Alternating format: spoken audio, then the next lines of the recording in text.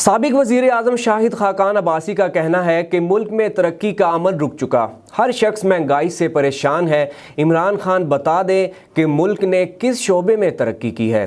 पाकिस्तान मुस्लिम league नून के रहनुमा शाहिद खाकान अब्बासी ने इस्लामाबाद में मीडिया से गुफ्तगू करते हुए कहा कि जिस पाकिस्तान में हम रहते हैं वहाँ हर पाकिस्तानी परेशान है। इमरान खान पता नहीं किस पाकिस्तान में रहते हैं। एक ज़माने में पार्लियामान में मुल्की मामलात पर बातचीत की जाती थी, आज हर पाकिस्तानी सवाल कर रहा है मुल्क किस तरफ जा रहा है।